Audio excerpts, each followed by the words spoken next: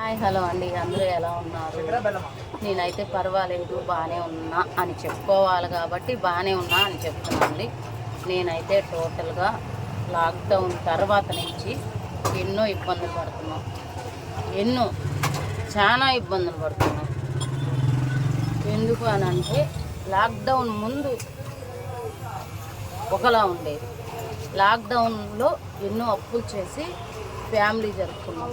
Lockdown అయిపోయినాక వ్యాపారాలు అయితే అస్సలు లేవు.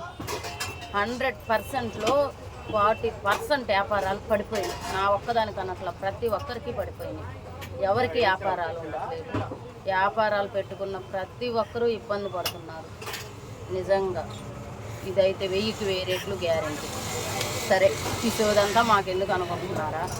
విషయంలోకి అయితే వచ్చేద్దాం.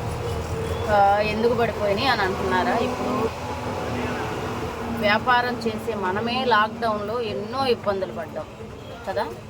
వ్యాపారం చేయని కూలీకి వెళ్ళేవాళ్ళు 500 తెచ్చుకుంటే ఇంకొక 500 అప్పు చేసి ఇల్లు గడుపుకునే వాళ్ళు ఆ రోజు అసలు పని లేకుండా 1000 రూపాయలు అప్పు చేసి ఫ్యామిలీ అయితే గడిపారు కదా.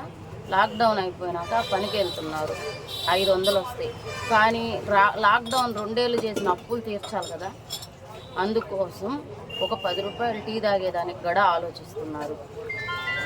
నేనైతే ఆలోచిస్తున్నారు. అందువల్ల చాలా వరకు వ్యాపారాలు అయితే పడిపోయినాయి.